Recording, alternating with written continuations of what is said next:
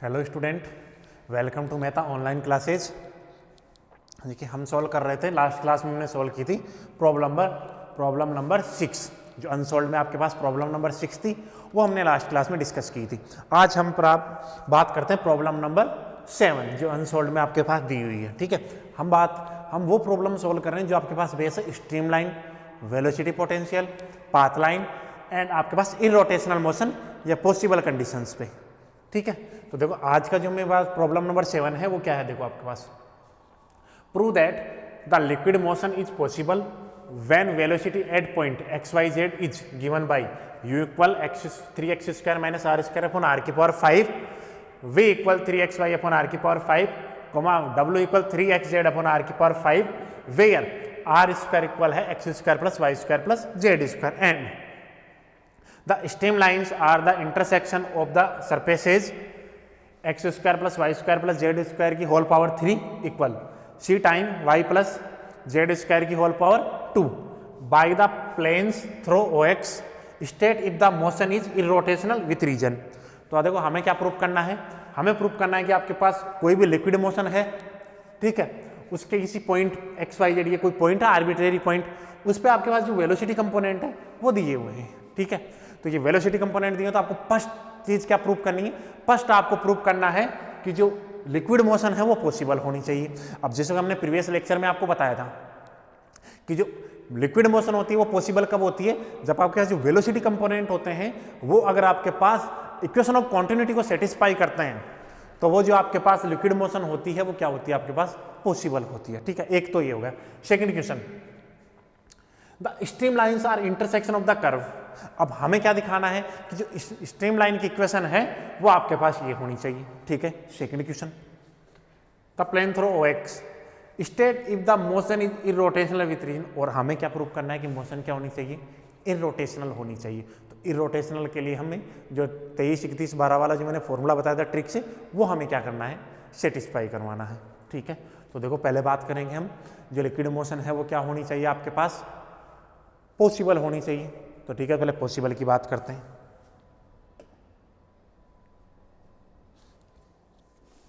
तो देखो solution,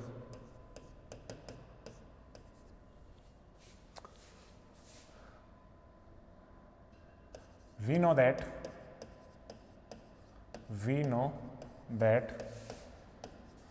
the liquid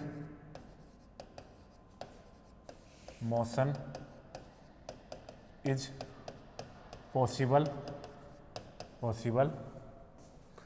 when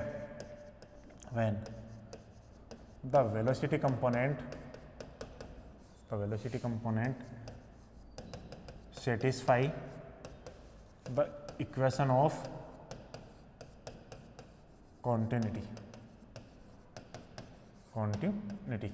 That mean del u upon del x plus का del v upon del y plus का del w upon del z equal 0। ठीक है, मैंने definition लिख दी है। We know that the liquid motion is possible when the velocity component लिखना था हमें यहाँ, when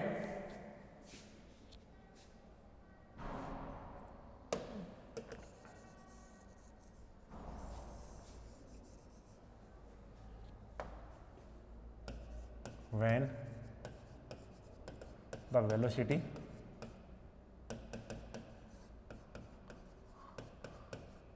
components, we know that the liquid motion is possible when the velocity components satisfy the equation of continuity. That means del u upon del x plus का del u upon del y plus का del w upon del z equal 0।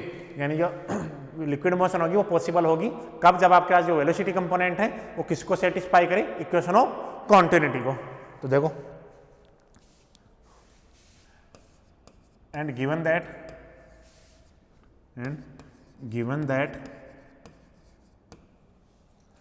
at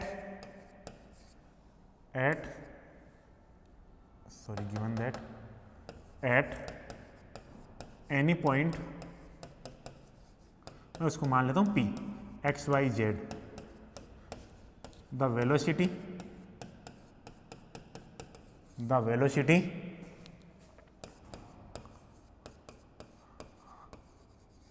components are U equal दे रखा आपके पास 3x² minus का r² upon r की power 5, v equal दे रखा आपके पास, चेक कर लेते हैं v कितना दिया हुआ, v दिया हुआ आपके पास 3xy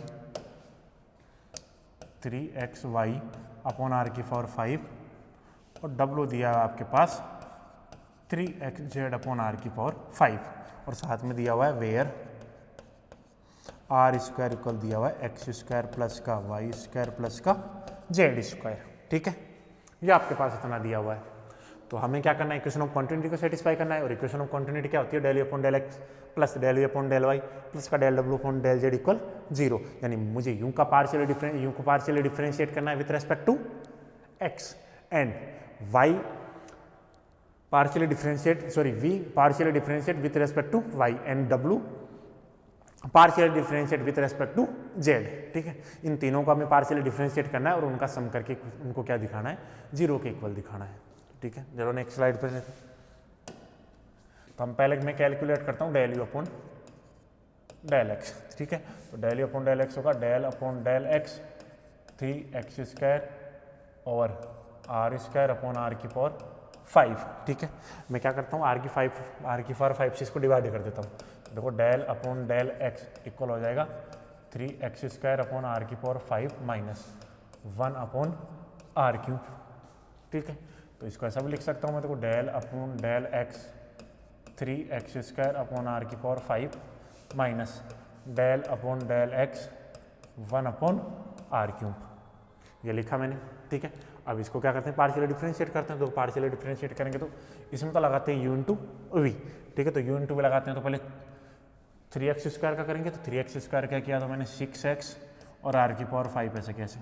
ठीक है, फिर प्लस 3x² तो कॉन्स्टेंट, r की पावर 5 का करोगे तो देखो r की पावर 5 का मैं यहाँ बता देता हूँ, del upon del x 1 upon r की पावर 5। तो मैं इसको क्या लिख सकता हूँ, del upon del x r की पावर माइनस का 5 देखो पावर का करोगे तो पहले पावर तो आ गया गुणा में, फिर करोगे पावर में से एक कम तो -6 into del r upon del x. तो इसको लिख सकते हैं माइनस का 5 या r की पावर 6 और del r upon del x. ठीक है, तो del upon del x 1 upon r की पावर 5 का इस प्रकार से करूँगा मैं। ठीक है, तो यहाँ लिखूँगा मैं, इसकी जगह क्या लिख सकता हूँ, माइनस का 5 r की power 6 del r upon del x. ठीक है, ये तो इसका किया मैंने।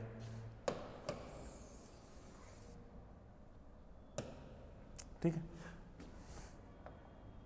अब बात करते हैं इसके लिए। तो माइनस तो ऐसे कैसे, इसका करोगे तो देखो डेल अपॉन डेल एक्स और इसको लिख सकता हूँ r की पावर माइनस का 3। ठीक है, तो r की पावर -3 तो -3 पहले पावर का होता है, फिर पावर में से क्या करते हैं, एक कम करते हैं, फिर फंक्शन का होता है, तो del r upon del x. तो यहाँ से क्या बन गया, माइनस का 3 अपॉन r की power 4 del r upon del x. तो इसकी जगह क्या रखूँगा, माइनस का 3 अपॉन r की पावर 4, तो माइनस माइनस, तो ये होगा माइनस का 3 अपॉन r की power 4 del r upon del x. ठीक है, तो सॉरी इसको आगे सॉल्व करते हैं। तो यहाँ से हो गया 6 अपॉन r की पावर 5 माइनस का 15 x² अपॉन r की power 6 del r upon del x. ये हो गया प्लस 3 अपॉन r की power 4 del r upon del x. ठीक है, अब मुझे वैल्यू निकालनी है del r upon del x की। ठीक है, और हम जानते हैं r किस किस का फंक्शन है, x y और z का। सिंस r² इक्वल दे रखा है x² plus y² plus z²। तो देखो मैं विथ रेस्पेक्ट टू क्या करता हूँ, r के रेस्पेक्ट में डिफरेंशिएट करता हूँ। तो पार्शियली डिफरेंशिएट, चलो इसको लिखने की कोई जरूरत नहीं, मैं यहाँ से निकालना चाहता हूँ। तो r के रेस्पेक्ट में x के पार्शियली डिफरेंशिएट करता हूँ, partially differentiate with respect to x। तो x के रेस्पेक्ट में पावर का करोगे 2r, फिर r का करोगे del r upon del x. यहाँ से 2x और x का कितना हो जाएगा 1, बाकी का 0, तो 2 से 2 कैंसिल। तो del r upon del x की वैल्यू कितनी हो जाएगी, x अपॉन r। ठीक है, इसी प्रकार मैं सिमिलरली 2 के लिए भी लिख देता हूँ, उनकी फिर से नहीं निकालनी पड़ेगी। Similarly del r upon del y कितना हो जाएगा, y अपॉन r, और del r upon del z कितना हो जाएगा, z अपॉन r। ठीक है, ये वैल्यू निकाल ली। तो अब मुझे del are upon del x की वैल्यू इसमें पुट कर देते हैं। तो देखो नेक्स्ट, चलो मैं इसी में इसको ऊपर कर लेते हैं अपने यहाँ।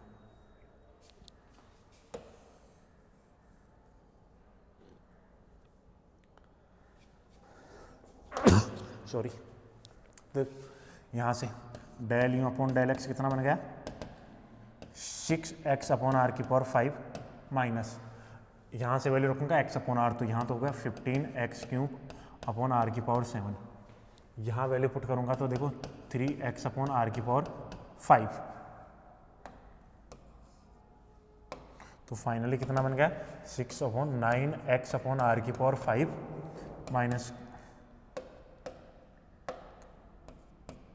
माइनस का 15x क्यूब अपॉन आर की पावर सॉरी 7 है, आर की पावर 7। इसको देता हूँ मैं क्वेश्चन नंबर 1। ये हमने निकाली del you upon del x की वैल्यू। अब बात करेंगे हम del you upon del y की वैल्यू। तो देखो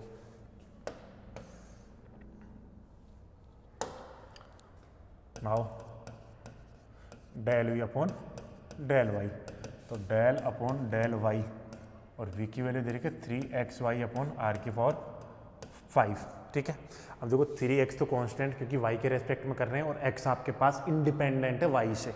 ठीक है, यानी जो x है वो इंडिपेंडेंट है y से।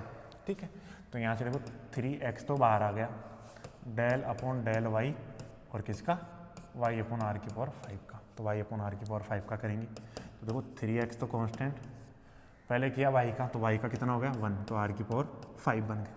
ठीक है, y का हमने किया तो आर की पावर 5 बन गया, y का 1 होता है, प्लस y इंटू, अब करेंगे आर की पावर 5 का, तो आर की पावर 5 का भी हमने पहले भी किया था, कितना हो जाएगा माइनस का 5 अपॉन आर की power 6 del are upon del y, जो अभी मैंने प्रीवियस स्लाइड में बताया था आपको आर की पावर 5 का।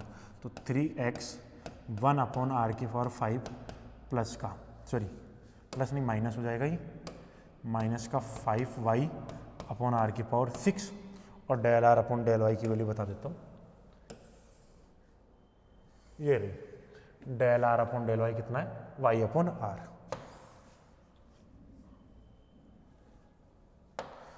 तो ये हो गया y upon R.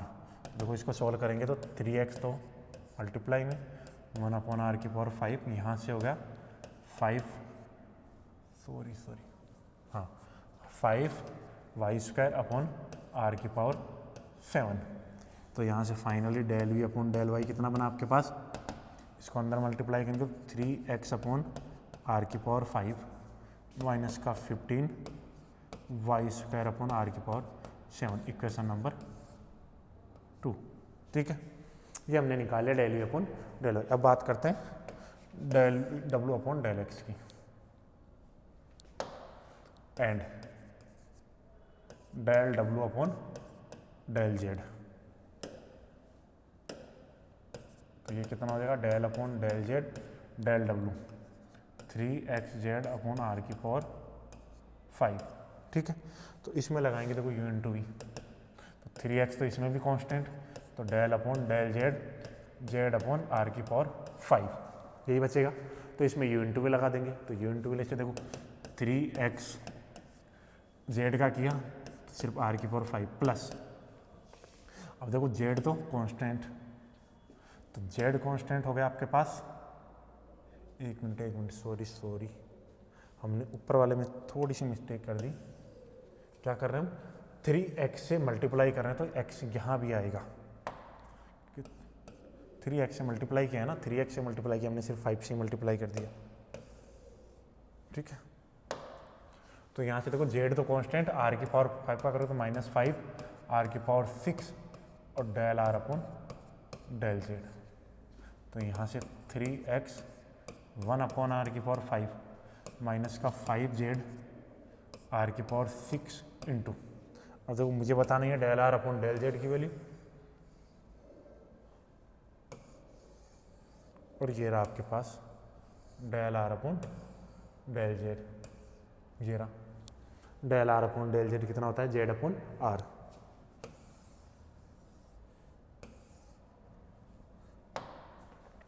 Z upon are, तो यहाँ से देखो 3x 1/r⁵ माइनस का 5z² तो इसको फाइनली लिख सकते हैं 3x/r⁵ माइनस का 15x(z²/r⁵ इक्वेशन 3। ठीक है, तो हमने देखो del you upon del x की वैल्यू भी निकाल ली है, del we upon del y की भी वैल्यू निकाली है और del W upon del Z की वैल्यू भी निकाली। अब हमें क्या करना है, इन तीनों का सम करना है। तो देखो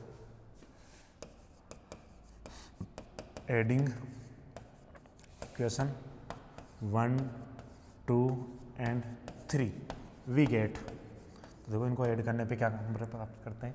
तो देखो LHS वाले पार्ट में तो होगा del you upon del x plus का del we upon del Y plus का del W upon del Z equal. ठीक है, पहले यू की वैल्यू रखनी है। तो देखो पहले del you upon del x की वैल्यू रखनी है। तो मैं दिखा देता हूँ इक्वेशन नंबर 1 का आपके पास, ये इक्वेशन नंबर 1। इक्वेशन नंबर 1 कितनी है, 9x/r⁵ माइनस का 15x³ देखो लिखते हैं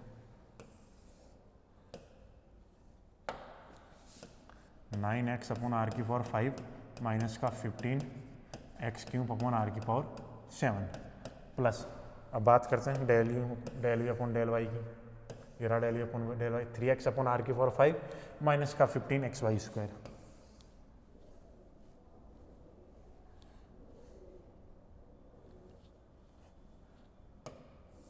कितना आपके पास, ये रहा 3x/r⁵ माइनस का 15xy²। 3x/r⁵ माइनस का 15xy²r⁵ प्लस ये रहा आपके पास del W upon del Z 3x। तो देखो ये रहा 3x/r⁵ माइनस का 15xz²/r⁵। ठीक है, तो देखो सम करते हैं।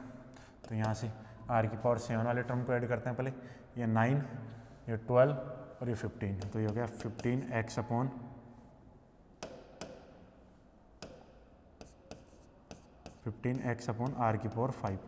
अब सभी में कॉमन लेते हैं 1/r⁵। तो यहाँ से हो गया 15x³ 15xy² प्लस का 15xz²। ठीक है, तो इसको देखो 15x प्लस r⁵ माइनस, इसमें से 15x कॉमन ले लेते हैं और ये r⁵। तो यहाँ से x² plus y² plus z², जो कि आपको क्वेश्चन में दिया हुआ है कि x² plus y² plus z² क्या होता है आपके पास, r² होता है।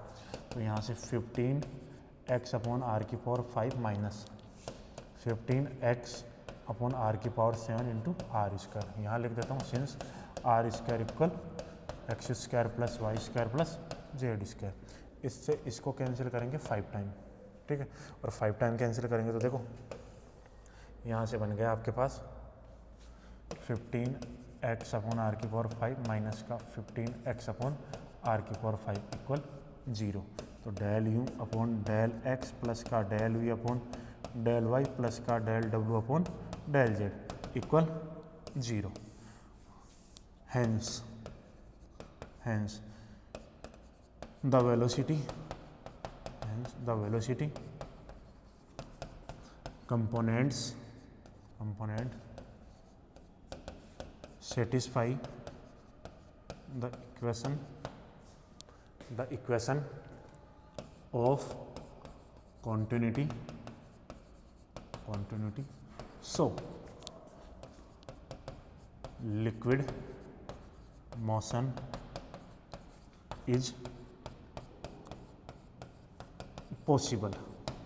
ठीक है, हमने एक क्वेश्चन का आपके पास रिप्लाई कर दिया, यानी एक क्वेश्चन का हमने आंसर दे दिया है कि हमें क्या प्रूव करना था कि लिक्विड मोशन क्या होनी चाहिए, पॉसिबल होनी चाहिए। और लिक्विड मोशन पॉसिबल होने के लिए आपके पास होना क्या चाहिए कि जो वेलोसिटी कंपोनेंट है वो किसको सेटिस्फाई करनी चाहिए, वो इक्वेशन ऑफ कॉन्टिन्यूटी को सेटिस्फाई करनी चाहिए। तो वो क्या किसको सेटिस्फाई करें, आपके पास इक्वेशन ऑफ कॉन्टिन्यूटी को सेटिस्फाई कर रहे हैं।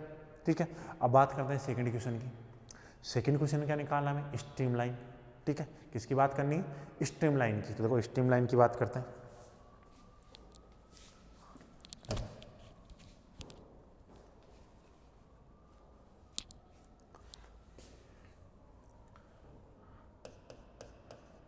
Now we find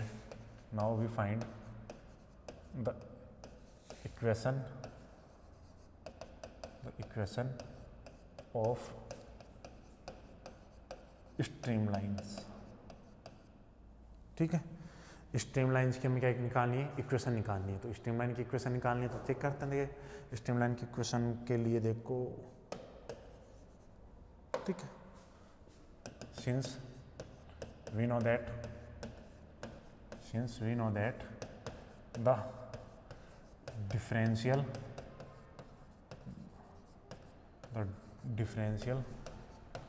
equation of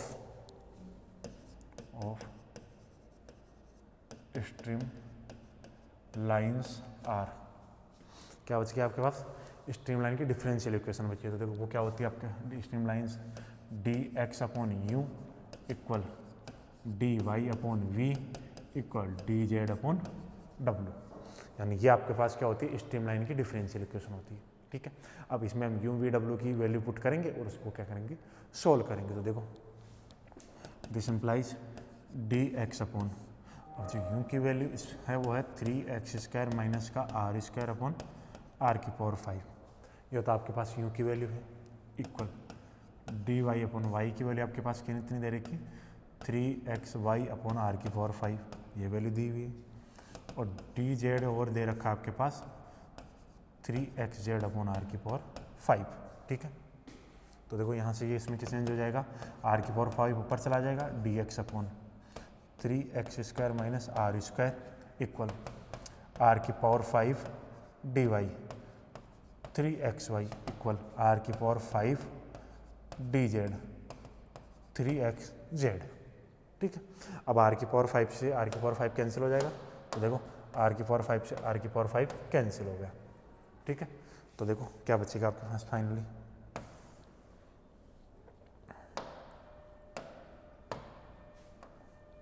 तो यहाँ से देखो बचा आपके पास dx upon 3x² minus r² equal dy upon 3xy equal dz upon 3xz। ठीक है, अब मुझे क्या प्रूव करना है, देखो आपको प्रूव करना है कि जो आपके पास और सरफेसेज हैं, स्ट्रीम लाइन है, वो कौन से वाली सरफेस को इंटरसेक्ट करना है, तो मैं जो स्ट्रीम लाइन होगी उसकी जो इक्वेशन होगी मैं उसी सरफेस के टर्म में लेके आऊँगा। तो देखो एक बार चेक कर लेते हैं आपके पास क्या प्रूव करना है आपको, ये रहा, देखो आपको प्रूव करना है the streamline are the intersection of the surfaces, इन सरफेसेज का क्या होना चाहिए, इंटरसेक्शन है। स्ट्रीम लाइन की इक्वेशन इस टाइप की कुछ होनी चाहिए।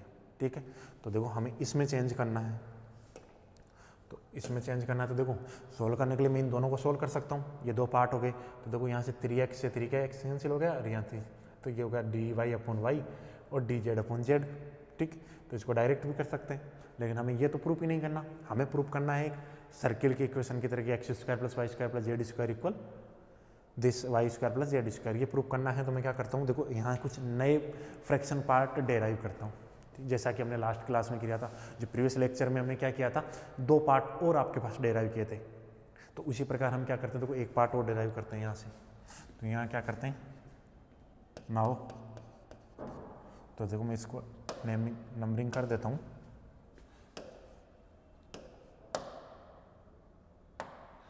ये फर्स्ट पार्ट, ये सेकंड पार्ट और ये third part.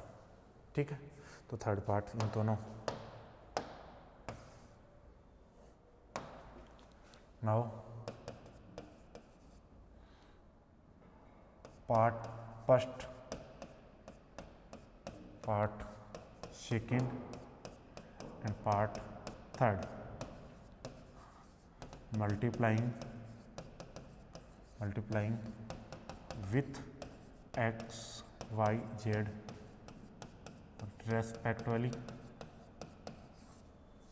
respectively and adding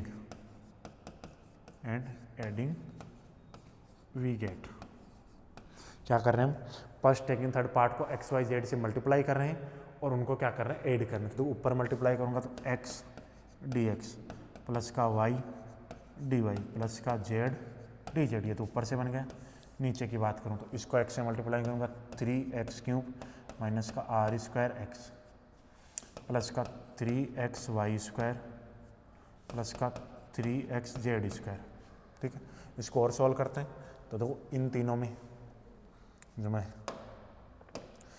एक टर्म तो ये, एक टर्म ये और एक टर्म ये, इन तीनों में क्या कॉमन आ रहा है 3x² कॉमन आ, सॉरी 3x कॉमन आ रहा है। तो इसमें से मैं देखो 3x कॉमन लेता हूँ तो यहाँ से देखो इसको आगे लिख देता हूँ मैं x dx प्लस का y dy प्लस का z dz अपॉन, तो देखो यहाँ से इन दोनों में 3x कॉमन लूँगा तो यहाँ तो बन गया x²। ठीक है, इनमें मैंने 3x कॉमन लिया तो यहाँ तो बनेगा x²। इसमें कॉमन आ नहीं रहा है तो इसको ऐसे रखेंगे 3x कॉमन लूँगा यहाँ से तो y², यहाँ से 3x कॉमन लूँगा तो z²। तो ये प्लस का y² प्लस का z² माइनस का x r²। यहाँ से देखो x dx प्लस का y dy प्लस का z dz अपॉन, यहाँ से क्या बन गया ये 3x r² माइनस का x r²। ये मिला मेरे पास। ठीक है, तो देखो इसको क्या x dx प्लस का y dy प्लस का z dz अपॉन, यहाँ से देखो 3x में से 3x² में से x² जाएगा, x r² जाएगा तो कितना बचेगा 2x r²। ठीक है, अब देखो सिंस मैं यहाँ लिख देता हूँ since x² plus y² plus z² equal क्या होता है r²। तो ये वैल्यू यहाँ पुट कर देते हैं तो देखो ये यहाँ वैल्यू पुट करोगे तो x dx प्लस का y dy प्लस का z dz इक्वल क्या बन गया आपके पास 2x तो बाहर, यहाँ से बन गया x² प्लस का y² प्लस का z²। ये आपके पास पार्ट 4, ये बन गया आपके पास 4। अब यहाँ से देखो इसका डेरिवेटिव ऊपर प्रेजेंट है, अगर ये 2x नहीं हो तो मैं क्या करता हूँ एक पार्ट और फॉर्म करता हूँ। ठीक है, तो एक पार्ट और फॉर्म करते हैं चलो। और ये मैं जो पार्ट फॉर्म कर रहा हूँ वो कर रहा हूँ आपके पास जो रिजल्ट जो आपको प्रूव करना है उसको सिमेट्रिक यानी उसको अपने माइंड में रखना है और उसके अकॉर्डिंग हमें क्या करना है ये पार्ट फॉर्म करना है कि वो किसका इंटीग्रेशन बनेगा।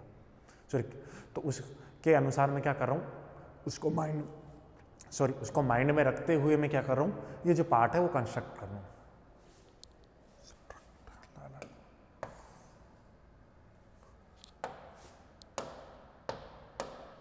देखो अगेन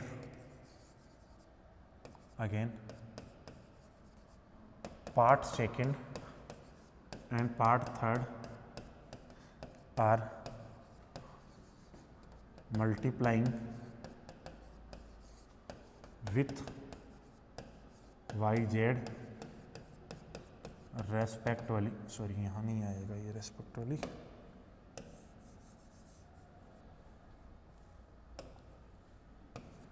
yz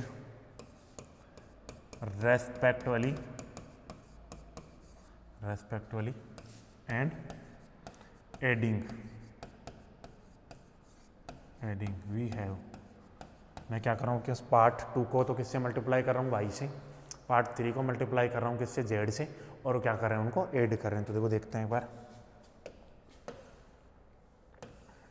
देखो ये रहा पार्ट सेकंड, ये रहा पार्ट थर्ड। तो पार्ट सेकंड को तो मल्टीप्लाई करूंगा देखो y से, तो ऊपर तो y dy, नीचे 3xy², इसको z dz, ऊपर तो z dz बन जाएगा, नीचे 3xz²। तो देखो यहाँ से तो क्या बन जाएगा देखो ऊपर ऐड करोगे तो y dy प्लस का z dz ओवर, नीचे क्या बनेगा देखो 3xy² प्लस का 3xz², ये नीचे बन गया आपके पास। इसमें कॉमन कितना आ रहा है 3x, तो y dy प्लस का z dz अपॉन 3x तो कॉमन आ गया, y² प्लस z², और इसको दे दोगे आप पार्ट 5। ये क्या हो गया आपके पास पार्ट 5 हो गया। ठीक है, अब हमें सॉल्व करना है। देखो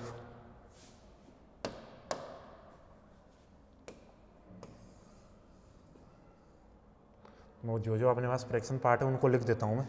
तो देखो जो अपने पास फर्स्ट फ्रैक्शन पार्ट है यहाँ तक विजिबल है, तो x dx प्लस का वाई डी वाई प्लस का जेड डी जेड, वो आपके पास बना है। सॉरी, ये पार्ट फर्स्ट पार्ट नहीं है,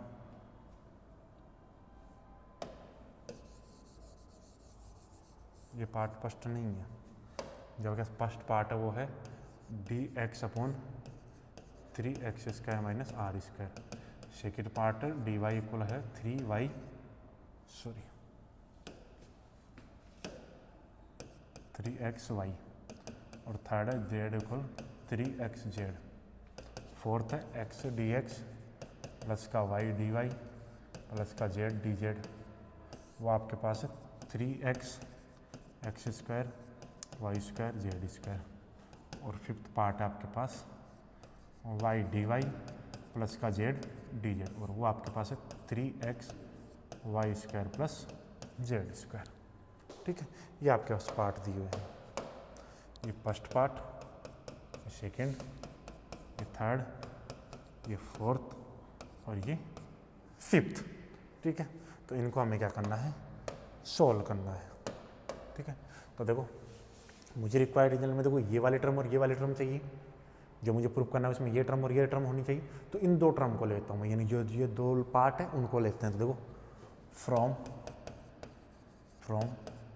पार्ट फोर्थ एंड फिफ्थ।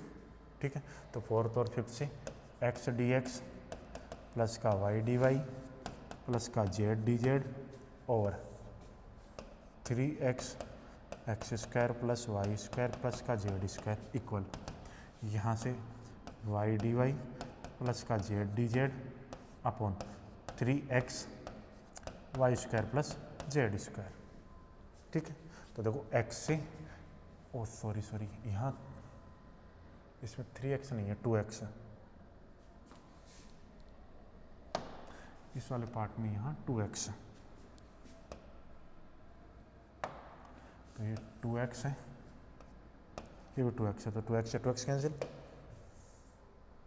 तो यहाँ से देखो ये कितना बनेगा, x dx प्लस का y dy प्लस का z dz upon 2x square plus का y स्क्वायर प्लस का z स्क्वायर इक्वल।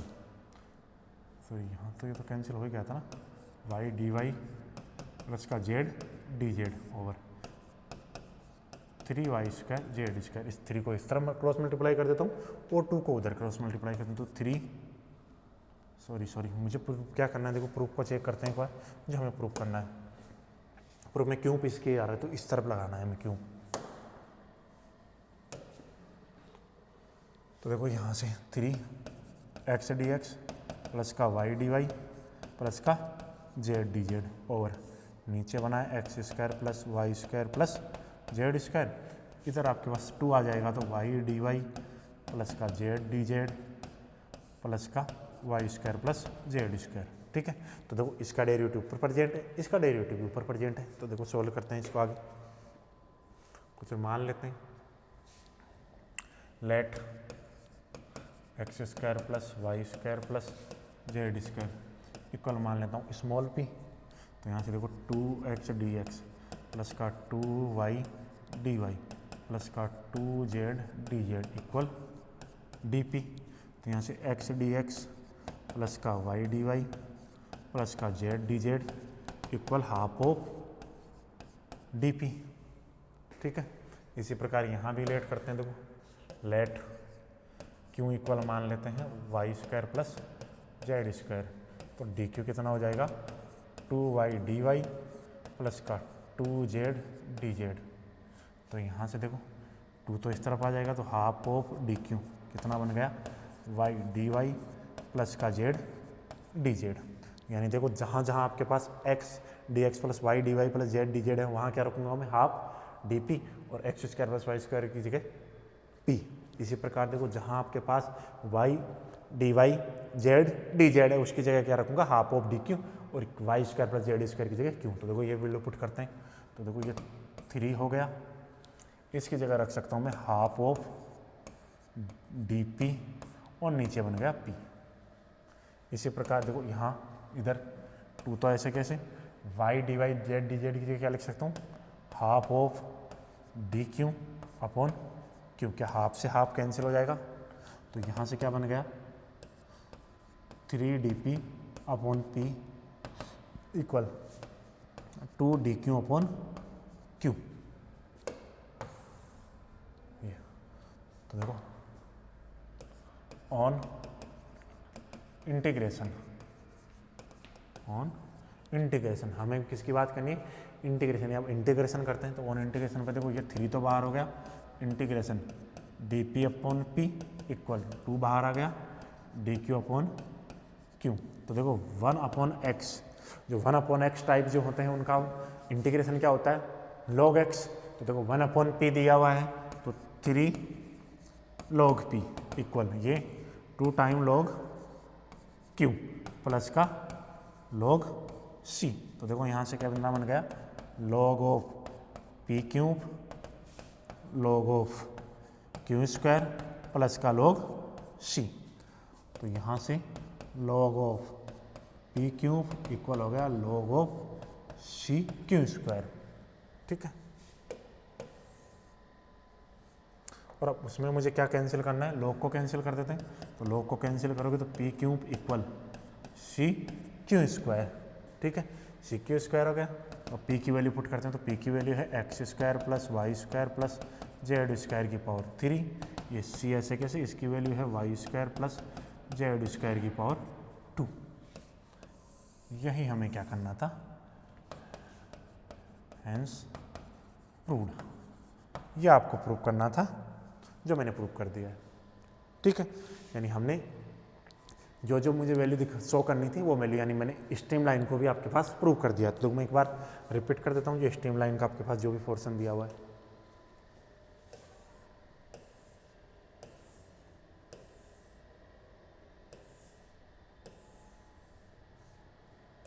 देखो हमने पहले इक्वेशन लिक्विड मोशन को पॉसिबल प्रूव किया था, पॉसिबल प्रूव करना क्या तो मैंने समझा दिया आपको कि पॉसिबल कैसे प्रूव करना है। अब हमें क्या निकालना है, स्ट्रीम लाइन की बात करनी है। देखो now we find the equation of streamline. ठीक है, अब हमें क्या करनी है, स्ट्रीम लाइन की इक्वेशन निकालनी है। तो देखो स्ट्रीम लाइन की इक्वेशन के लिए since we know that the differential equation of streamlines are, जो स्ट्रीम लाइन्स के डिफरेंशियल इक्वेशन है वो क्या होगी, d x upon u, d y upon v और डी जेड अपॉन डब्ल्यू। ठीक है, तो this implies d x upon u की वैल्यू पुट होगी, यू की वैल्यू क्या है आपके पास 3x square minus r square upon are की power 5 equal d y upon we, we की वैल्यू कितनी है 3xy अपॉन आर की power 5 equal d z upon W, W की वैल्यू कितनी है आपके पास 3xz अपॉन आर की पावर 5। ठीक है, ये तीनों वैल्यू पुट की, तो तीनों वैल्यू पुट करेंगे तो ये आर ये जो डिनोमिनेटर में है ये न्यूमरेटर में चला जाएगा, ये भी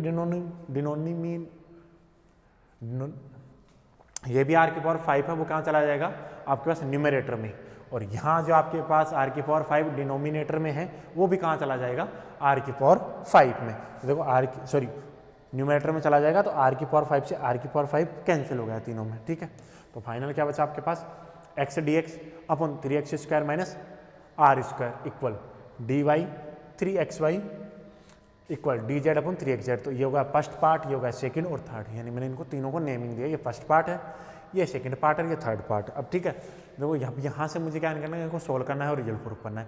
लेकिन देखो अब यहाँ से इनको सोल्व करने के लिए आपके पास कई सॉल्यूशन हो सकते हैं इनको अगर सोल्व करोगे तो, लेकिन अपने को क्या चाहिए, जो अपना ना जो डिजायर रिजल्ट है उसको माइंड में रखना है। तो उसको माइंड में रख के हमें क्या चेक करना है, हमें प्रूव करना है कि x square plus y square plus z square की होल पावर 3 इक्वल होना चाहिए c time y square plus z square की पावर 2। ठीक है, तो ये करना है, तो इसके लिए मैं क्या करता हूँ, देखो कुछ नए पार्ट फॉर्म करता हूँ। तो now part first second and third multiply with x Y z respectively and adding we get, हमने इनको मल्टीप्लाई किया और ऐड कर रहे हैं, तो x d x plus y d y plus का जेड डी जेड इक्वल, ये हमने देखो ये सोल्व किया मैंने इस प्रकार से इसको, तो मैंने x d x Y d Y G D, यानी फर्स्ट पार्ट को एक्स से, सेकंड पार्ट को वाई से, थर्ड पार्ट को जेड से, तो 3x³ minus Y are square x और इन दोनों में एक्स। अब क्या इन तीनों टर्म में आपके पास 3x कॉमन आ रहा है, या मैंने 3x कॉमन लिया, तो 3x कॉमन लूँगा तो अंदर बनेगा r square plus y square plus z square minus का एक्स वार माइनस एक्स आर स्क्वायर। अब देखो यहाँ से क्या x square plus y square plus x square plus y square plus z square को आपके पास आर स्क्वायर होता है, ये वैल्यू मैं यहाँ पुट कर देता हूँ, तो ये वैल्यू मैंने पुट की 3x r square minus x r square, तो कितना बन जाएगा 2x आर स्क्वायर। तो ये लो x d x plus y d y plus z हो गया 2x आर स्क्वायर। तो यहाँ से देखो आर स्क्वायर की वैल्यू फिर से पुट कर लेते हैं, ये रहा आर स्क्वायर, ये वैल्यू मैंने पुट की, ये आपके पास पार्ट 4 बन गया। तो पार्ट 4 बन गया तो इसकी सिमिलरली देखो अब एक रिजल्ट तो यहाँ से मिलेगा, लेकिन एक पार्ट और बनाना है क्योंकि उसमें आना चाहिए y square plus z square. तो इसकी बात करते हैं देखो यहाँ से again part second and third are multiply with y z respectively, यानी पार्ट सेकंड को करना है वाई से, थर्ड को करना है जेड से respect and adding we have, और उनको क्या करना है ऐड करना है। तो देखो ऐड करते हैं तब क्या मिलता है y d y plus z d z equal को 3x y square plus 3x z square. तो y d y plus z d z 3x common आ गया तो y square plus z square, ये हो गया पार्ट 5। मैं करता हूँ जो जो अपने पास स्ट्रीमलाइन के लिए दिए हुए हैं उनको मैं एक साथ लिखता हूँ, ठीक है। तो देखो मैंने एक साथ लिखा है डी एक्स अपॉन दिस ये first part, d y upon this ये सेकंड पार्ट, और डी जेड अपॉन दिस ये थर्ड पार्ट, और x d x plus y d y plus d z ये फोर्थ पार्ट, और y d y plus z d z fifth part. अब मुझे required result में देखो ये वाले टर्म चाहिए, ये जो सरफेस इस प्रकार की सरफेस चाहिए दोनों में, ठीक है। तो इसके लिए मैं क्या करूँ, ये दो सरफेस चाहिए तो मैं ये दो पार्ट लेता हूँ। तो देखो from part fourth and fifth, ठीक है, फोर्थ और फिफ्थ से कर दो x d x plus y d y plus z d z equal 2x x square y square z square equal y d y plus z d z 3x y square plus z square. तो x से x cancel हो गया, तो ये आपके पास final आपके पास ये बचा, ठीक है। तो मैं क्या करता हूँ इस 3 को तो इस तरह मल्टीप्लाई करता हूँ, 2 को इधर मल्टीप्लाई करता हूँ। 2 को 3 तो चला गया, ये वाला 3 तो आ जाएगा यहाँ, और ये जो वाला 2 है वो यहाँ, तो ये लो। अब देखो x square plus y square plus z square इसका डेरिवेटिव ऊपर प्रेजेंट है, क्योंकि देखो एक्स स्क्वायर का करोगे तो 2x dx, वाई स्क्वायर करोगे तो 2y dy, जेड स्क्वायर का करोगे 2z dz, वो आपके पास ऊपर प्रेजेंट है। तो मैंने क्या किया let x square plus y square plus z square p, तो देखो और एंड क्यों बराबर ये, तो इसको मैंने सॉल्व किया तो देखो इसका डेरिवेटिव ये मैंने वैल्यू पुट की है, और ये वैल्यू पुट करके देखो ये वैल्यू पुट करने के बाद में मैंने इसको सोल्व किया इस इंटीग्रेशन को, तो मेरे पास फाइनल ये रिजल्ट मिला, ठीक है। जहाँ हमने पी और क्यू की वैल्यू रखी, पी बराबर क्यू, और मैं यहाँ फिर से मेंशन कर देता हूँ where p equal x square plus y square plus z square, और क्यू इक्वल दे रखा है y square plus z square. ये आपके पास हो गई स्ट्रीमलाइन। अब मुझे दिखाना है इरोटेशनल। देखो इरोटेशनल की बात करते हैं, इरोटेशनल मोशन की बात करेंगे अब। देखो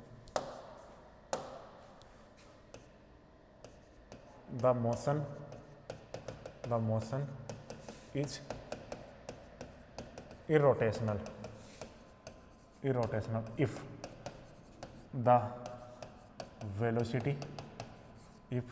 the velocity components are satisfy the following condition. तो फॉलोइंग कंडीशन क्या थी आपके पास, इरोटेशनल मोशन के लिए क्या होनी चाहिए, जो वेलोसिटी कंपोनेंट थे उनकी बात करते हैं।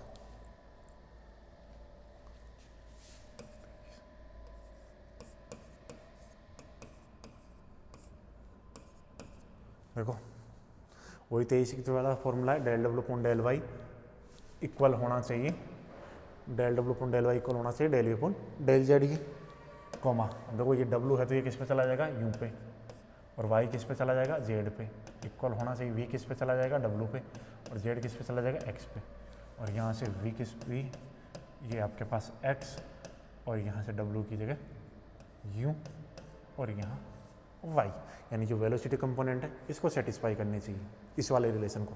तो देखो पहले निकालते हैं डब्ल्यू, तो डब्ल्यू है आपके पास 3x जेड अपॉन आर की पावर 5, ठीक है।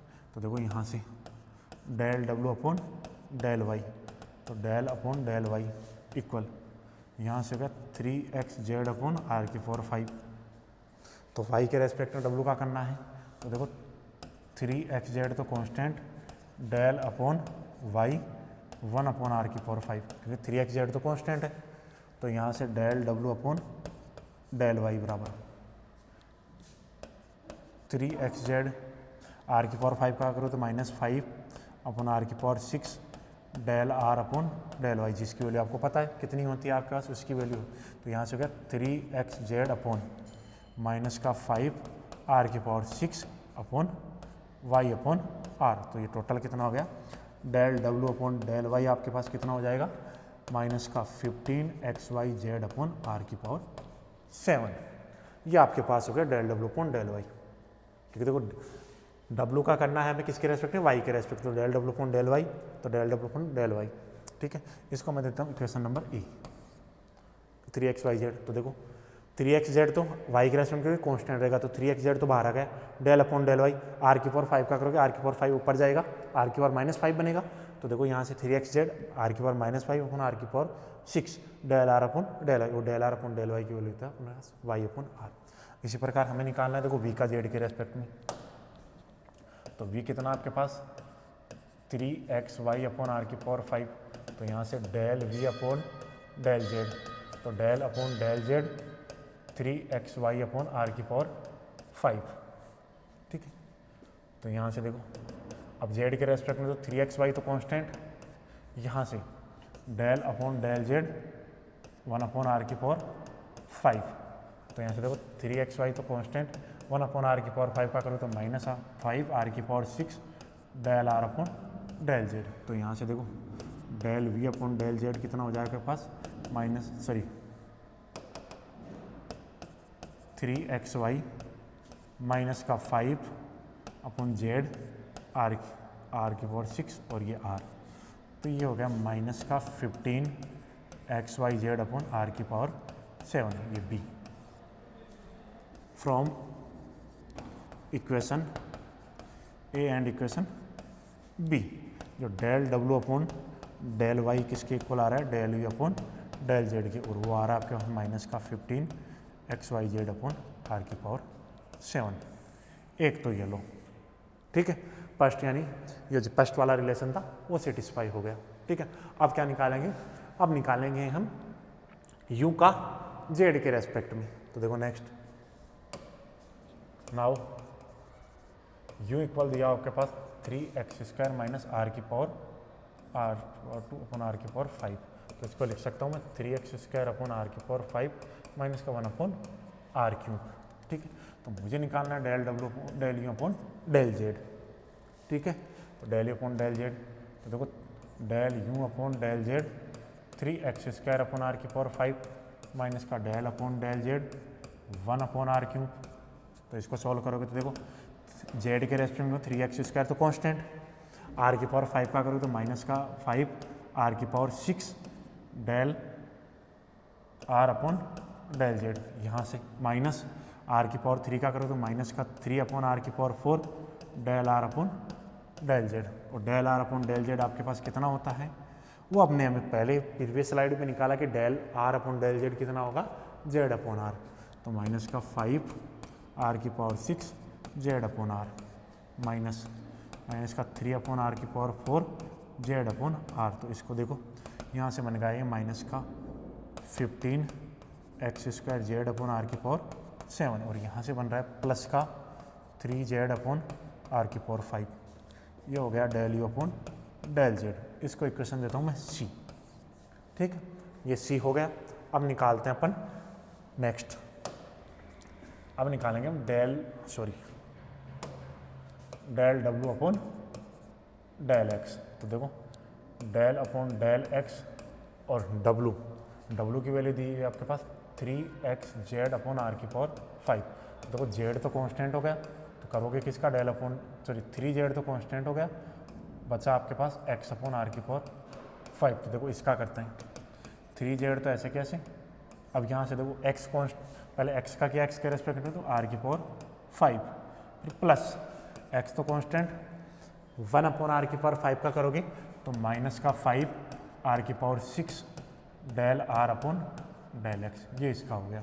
तो यहाँ से देखो 3z 1 अपॉन आर की पावर 5 माइनस ये कितना हो जाएगा 5 ये x, ठीक है, और ये x² बन गया आपके पास, क्योंकि ये x से मल्टीप्लाई करोगे del are upon del x की वैल्यू कितनी होती है आपके पास, x अपॉन आर, अंदर मल्टीप्लाई कर दो तो 3z अपॉन आर की पावर 5 माइनस का 15x² जेड अपॉन आर की पावर 7, और ये आपके पास है del W upon del x. Previous slide पे देखते हैं, देखिए इक्वल वैल्यू सेम ही आ रही है।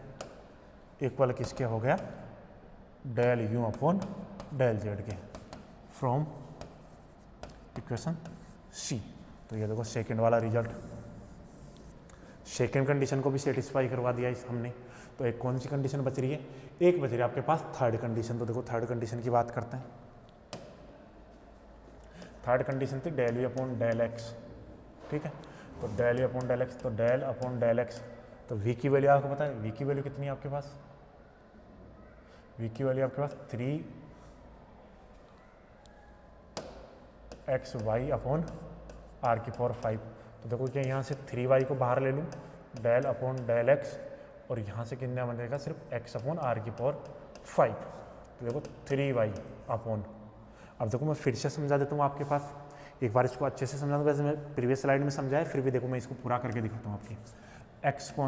पहले मैं करता हूँ 1 अपॉन आर की पावर 5 कॉन्स्टेंट, तो del r sorry del x upon del x plus x constant del upon del x 1 upon are की पावर 5।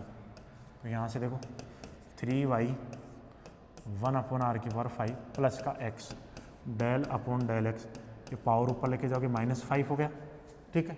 तो -5 हो गया, तो देखो यहाँ से 3y तो ऐसे कैसे, 1 अपॉन आर की पावर 5 भी ऐसे कैसे, प्लस का x ऐसे कैसे। और देखो 5 पहले पावर का होगा, तो पावर का करोगे तो माइनस का 5 मल्टीप्लाई में पावर, और पावर में से क्या करोगे 1 माइनस, फिर r का करोगे del are upon del x. ये लो ऐसे कर सकते हैं। तो इसको देखो फाइनल सॉल्व करने पे 3y, ये तो 3y हो गया, 1 अपॉन आर की पावर 5, तो ये हो गया माइनस का 5x अपॉन आर की power 6 del are upon del x, और del are upon del x क्या है आपके पास 3y 1 अपॉन आर की पावर 5 माइनस ये कितना आपके पास x अपॉन आर, तो ये हो गया 5x² अपॉन आर की पावर 7। तो यहाँ से बन गया फाइनली 3y अपॉन आर की power 5 minus 15x² y upon are की power 7 del we upon del x. ये इक्वेशन है आपके पास डी, ठीक है। एक फाइनल रिजल्ट और है जो और चेक कर लेते हैं अपन। अब हमें निकालना है del you upon del y. क्या निकालना है, del you upon del y, जो अपने पास फाइनल रिजल्ट है। तो देखो final result del upon del y, u की वैल्यू क्या 3x² माइनस r² अपॉन आर की पावर 5 है, ठीक है। तो इसको लिखेंगे हम डेल अपॉन डेल वाई, यहाँ से हो गया 3x² अपॉन आर की पावर 5 माइनस का 1 अपॉन आर क्यूब, ठीक है। तो इसको देखो सॉल्व करते हैं। तो y के रेस्पेक्ट में करें तो 3x² कॉन्स्टेंट, तो 3x² तो कॉन्स्टेंट आ गया, फिर करोगे del upon del y 1 upon are की पावर 5 का, ठीक है। और यहीं से माइनस का del upon del y 1 upon r cube. तो यहाँ से देखो 3x² और 1 अपॉन आर की पावर 5 का क्या होता है माइनस का 5 आर की power 6 del are upon del y, minus इसका कितना हो जाएगा -3 आर की power 4 del are upon del y. तो यहाँ से देखो 3x² ये हो गया माइनस का 5 del are upon del y की वैल्यू कितनी होती है y अपॉन आर, तो ये आर की पावर 7 बन गया, माइनस माइनस प्लस हो गया 3 आर की पावर 4, ये कितना होता है आपके पास y अपॉन आर। तो यहाँ से हो गया माइनस का 15x² y अपॉन आर की पावर 7 प्लस 3 अपॉन आर की पावर 3y अपॉन आर की पावर 5। ये है आपके पास del you upon del y, जो किसके बराबर आ गया आपके पास del we upon del x के, फ्रॉम इक्वेशन डी, ठीक है।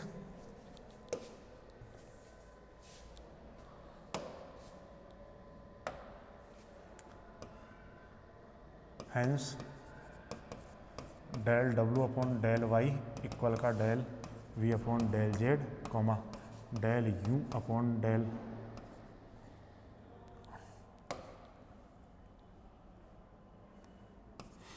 Equal comma del we upon del x और del you upon del y. So motion is irrotational, ठीक है। तो आपके पास जो मोशन होगी वो क्या होगी, इरोटेशनल होगी। तो देखो मैं एक बार रिपीट कर देता हूँ आपके पास जो ये प्रूव किया हमने, जो क्वेश्चन क्या था आपके पास देखो